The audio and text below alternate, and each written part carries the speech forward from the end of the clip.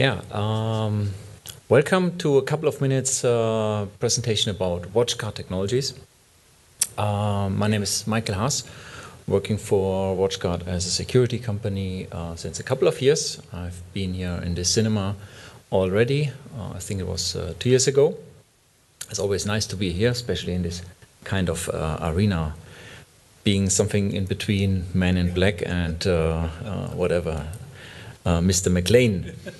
So yeah, talk about security in a virtualized world.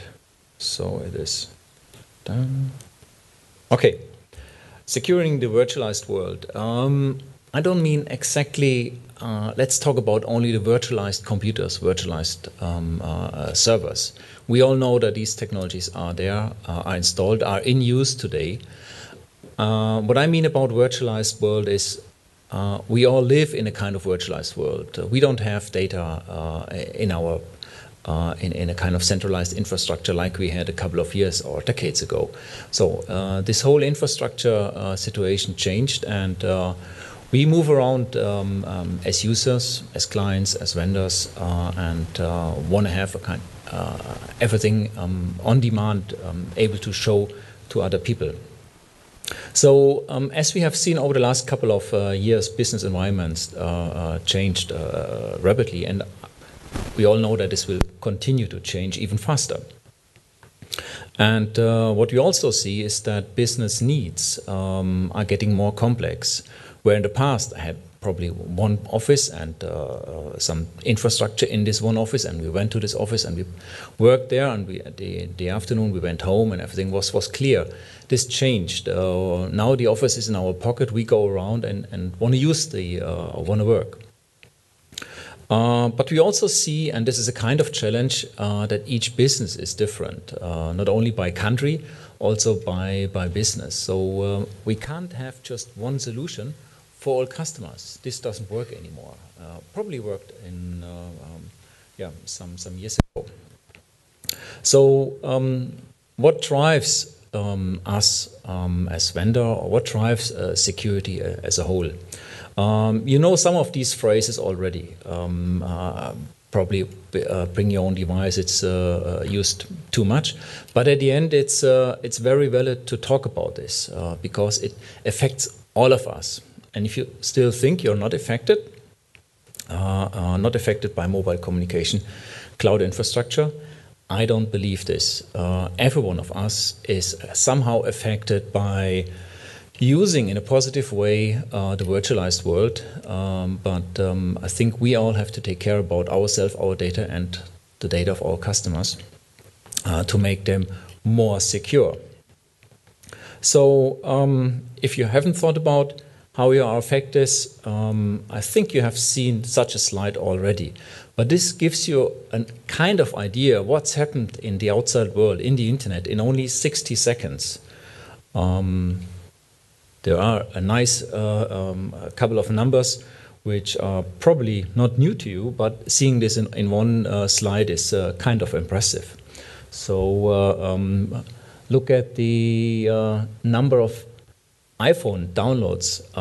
It's 13,000 or more than 30,000 applications, apps downloaded in only 60 seconds.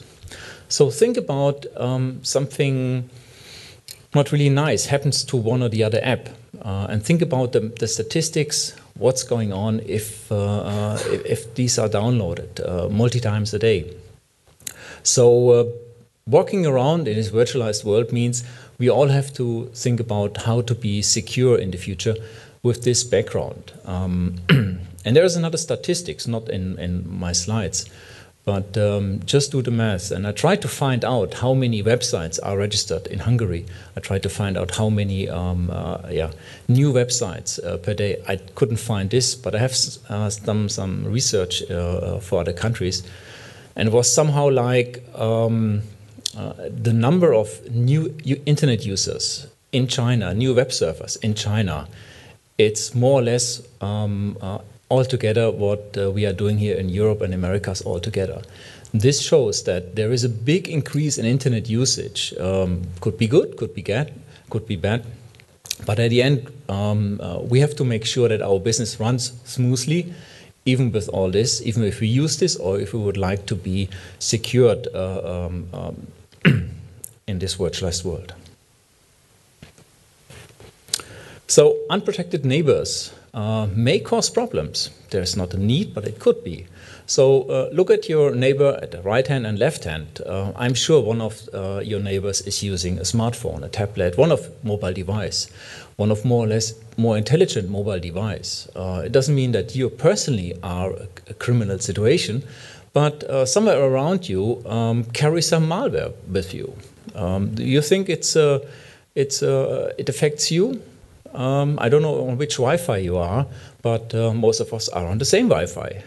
So if one of your neighbors carries some malware with him, it's just a matter of time when you are affected. And I found yesterday in the news a nice statistics that every 2 minutes there is one more additional Android malware. Think about these statistics. So you can't walk around and say, okay, I'm not affected by whatever malware, whatever mobile communication. It's just a matter of time, just a matter of statistics. So we have to make sure that we as clever internet users, as business users, are a kind of secured. And of course, everyone knows this, intelligent computers like smartphones and tablets are a key target of someone who is producing malware. And mobile devices are everywhere. 1 in 4 devices are used for work, are either smartphones and tablets, carrying operating systems which are not by default secure. But look at the other parts of the statistics. Only 1/3 is static computer, the rest is movable. You can walk around with these. So 2/3 of the computers in the business life can be moved. Means can be on this Wi-Fi, can be on someone else's internet hotspot. So there is a dangerous, for businesses, this means that we can't avoid this. We have to live with this situation, but we have to make sure that our business is secured in a clever way. Unprotected computers. I'm not talking about mobile phones. Unprotected computers make bad neighbors. What does it mean? You may use virtualized services in the cloud. You may have outsourced one or the other server to host, providing you nice service for a nice price. This service may also be used by someone who's not really being in professional business. This other client wants to share some bad malware. So what are they doing? They go to such a host, upload to their own server. They have a contract and they have their own server there, virtualized server. They upload their own malware. And this malware then goes around this virtualized infrastructure and look for other servers, maybe your server. So we have to make sure that wherever our data is, we have to make sure this is secured. In the past, it was done like this. There is a firewall in front of a service provider, and there's a couple of customers, in this case, 4 customers. So whatever is behind this firewall is by default set as fine, as secure. This is not valid anymore because someone can take over server A or customer A and easily move around this infrastructure. This works. So in the future, we have to make sure that even we use our some cloud services, our data in this cloud service is protected. And this can be done by a split security. Means by customer or by server, we have a virtual infrastructure, a virtual security installed inside the traditional host. So we not depend anymore on the firewall of this service provider. We have our own security, securing our own infrastructure hosted somewhere else. This is key to be independent of someone else. So business are not the same, as I said before. They have complex needs, and these needs are changing probably on a daily basis or on a monthly basis. Unfortunately, we can't, as I said before, go with one solution to this customer base and say, okay, here it is, here's a perfect solution to be secure. No, we have to look into the reality that budgets and capabilities of customers are different. Some people knows what's going on and some don't. So we have to make sure that if we put in security, we make it easy to implement this, and which is more important, to make sure that we know what's going on in a network infrastructure, in our infrastructure.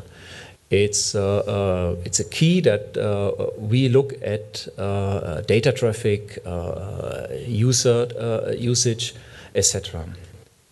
So this is about moving data. So at the end, we have to make sure that data is not lost. Next generation security. As you may know, there's a big phrase out there which is called next generation firewall. I think it's only part of the story, because firewall as a term was valid for probably 20, 25 or 30 years. But this is a kind of history. Still, unified threat management is key these days. We can't stay without unified threat management. A next generation firewalling is, in my personal view, just a different view on security, because at the end you have to set rules to your company, to some individuals, to some groups inside a company, and these rules, these policies, they must be valid. So next generation firewall is just a different view. We still have to do some additional unified threat management. We can't stay without. And as I show here, security is always policy means policy. We have to set rules, and at the end we have to look at a very regular base what are these rules doing. So these are the key features you may know already, but I've put some additional details on it. Antivirus, we all have them for years, and it's still valid to use it. Switch on antivirus wherever you can, and also on the gateway, and also on different parts of your network infrastructure, not only on clients and servers. And viruses are still more than half of the attacks going around. Anti-spam. Of course, no one wants to have spam, but emails are key in communication for us. Unfortunately, more than 90% of emails going around have some URL embedded. So we have to make sure that we identify the positive, also negative emails here. URL filter. Some of you have already used URL filter in the past, identify or allow or disallow categories like no one should go to a sport website, etc. This is a kind of, it's okay. We have to continue using this, but be careful. URL filter doesn't mean that you can protect your company by good or bad websites. There is an example linked to intrusion prevention services, the next section, which shown up to me in the press this morning. The second largest bank in Germany was affected by a malware for 4 hours Monday morning. So think about your URL filter is avoiding any kind of sport, whatever, sexy websites. So this is covered. But banking, this is okay. So you allow banking either on your private side or you think in your business. It's okay. So URL filter doesn't really help if even very large banks are affected 4 hours. So think about your set, okay, do banking either for your business needs or for your customer needs or for your client needs. And you have probably did not had IPS, so a deeper look into HTTP, HTTPS traffic. So URL is a key, but more important is the combination with intrusion prevention services. And at the end, I think if it is configured right, IPS is one of the most busiest service in your network. Could be internally, could be as a gateway service, but IPS would be the most busiest service. So if you haven't thought about IPS, do it starting tomorrow morning or probably this afternoon. Another key feature is application control to be more efficient in the future. I personally believe, talking about all the statistics, who is using smartphones, etc., we are in a modern world. We can't go around and say anymore, you're not allowed to do Facebook, you're not allowed to use YouTube, etc. This type of communication is also used for business. So if you simply switch it off by a URL filter, means that you don't have access to the positive background of these services. So switch applications like Facebook, like YouTube, switch them on, but do it right. Means you can select if someone just reads something or do an upload, etc. So this can be specified, and it's better to allow some details instead of disallow, and the modern way to communicate and shows a different behavior of people.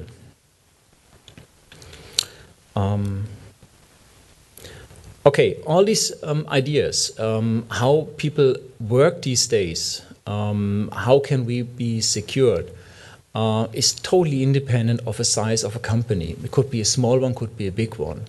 But even the smallest company, 1, 2 people inside a company, they have the same business needs, walking around, sharing data, but also are affected by malware. There's no difference between a small and a big company. The only difference could be that a big company with a big brand could be heavily attacked by some nice creative guys, where smaller companies are more affected by automated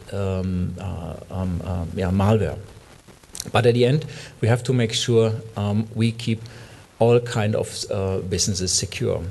WatchGuard is offering a whole range of products where we don't care, we make no difference between the feature sets. So the smallest and the biggest one just look at first about their needs, what kind of infrastructure they have, what kind of data they have, how they communicate. And after they identified what is best in terms of features, they simply select the right appliances. I'm not going into detail in all of this, but just here, these slides to show you that we have a broad range of product, but at the end, what is really key is the feature inside this, and this is all the same. We strongly believe in WatchGuard having these appliances showed before, and a slide here. And we recently introduced a virtual firewall. And I showed you one example where it is neat to use virtual firewall. That having all these UTM features like antivirus, URL filter, anti-spam, IPS and application control, this is really key to use it. Switch it on if you have it. Cloud reputation is an additional service only WatchGuard is providing to speed up internet traffic, even you put an additional layer of security in your network. But we as WatchGuard strongly believe that there's no need really to develop to develop all of this by our own. We keep it, we say it best in class. We select different vendors and add their technology into our technology. For example, antivirus, AVG, we put AVG technologies into our UTM firewalls. URL filter, it's done by WebSense, and WebSense recently came out with a really nice cloud service which improves the URL filter heavily.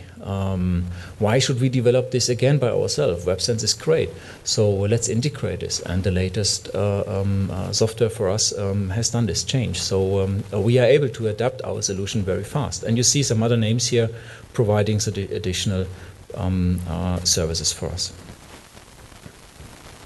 What is key, I started this before, is really visibility in your network. Look into your network, what's going on today. Do the right logging and reporting, and this is key. Sometimes more important than a faster firewall. Makes it any sense to run faster than hell? No. If you don't know what you're doing really well inside your network. So do the right logging and reporting. We call it intelligent at your fingertips. I show you some examples. So we have different ways to manage our solution. Could be so-called WatchGuard System Manager interface. It's an application. Could be web interface, but also a command line interface. This is flexibility. We also have real-time visibility. If you discover problems, if you see your network performance is going down, you may plug off your internet or one or the other cable. Which is more intelligent is look inside your network, use real-time visibility, and identify what's going on. Could you please do me a favor and touch it? Yep. Okay. Here's an example how real-time visibility is working. So this is just one tool which really looks into your current traffic through your firewall. So it could be an internal firewalling between different departments inside a company, or could be outside to the internet. But if you see that someone, and in this case names are not switched on, if you, for example, sees that Michael Haas is surfing playboy.com, you can immediately go to this line which connects the two sites and drop this connection. A more intelligent and better way to use this is if you see one IP address inside your network having millions of connections to the outside world. This is not the usual, a common communication. This must something strange. So stop it. Go to the server and say no blocked site. So then, from then on, you can go a little bit further, touch the server, and try to find out what's going on here. Could be a botnet installed, etc. Just the mouse. So these are clever tools you should use really these days to identify what's going on in your network and to act fast if you discover some problems. And all of these services described before can be easily managed by this. So you can identify who is using which application, who's using this most by reports in the afternoon. Everything is shown here in a nice graphical and color fashion. There are some predefined reports, so you don't have to develop everything by your own, but you can adapt these reports easily for your personal needs. What is also important for us to make life easy for those who have multiple appliances. Many companies doing VPNs between sometimes just home office and the centralized office, but sometimes multiple offices, so branch offices. So why you should invest a lot of time to adapt these kind of VPN infrastructure? In the beginning I said business needs changes rapidly, and your whole infrastructure should not be limited by having a static configuration. So multi-box management is something you can do manually, but also in a clever way by doing this in a graphical way. Put it in, yeah. So you can see here a couple of appliances, could be big one, could be small one. And if you want to set up a VPN, you don't have to type anything. It's done in a three-step situation by moving the mouse from one appliance to a second appliance where you think one is called Rome, the other department is called London, and you want to connect these two together. Please move the mouse from location Rome to London, and there's a dialog popping up, and you have to do 3 mouse clicks, and the VPN is installed. There is a nice technology behind which makes sure all the network knows the VPN setup. This provides you the ability to act fast when your business change rapidly.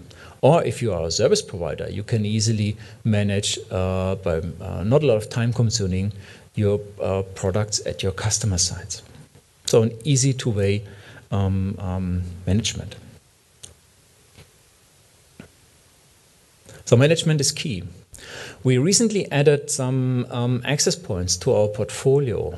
I said, okay, there's another vendor selling access points. No, we don't sell just access points. That's not key here. For us, it's important to sell access points as a security device, connected and fully integrated in our unified threat management.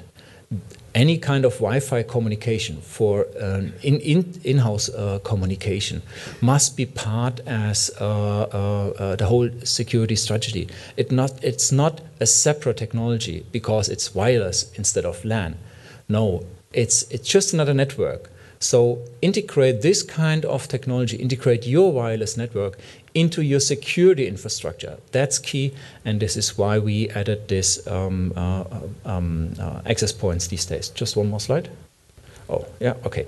And this is how it is done. We integrated the controller into the unified threat management, and we have a different, another layer of management to make sure that it's an easy-to-use add-on on your existing infrastructure. It's a nice tool to be even more secure in the future. I nearly hit the 25 minutes. Thank you. And thank you for listening to some ideas about how we treat the external world and how make a little bit more secure these days.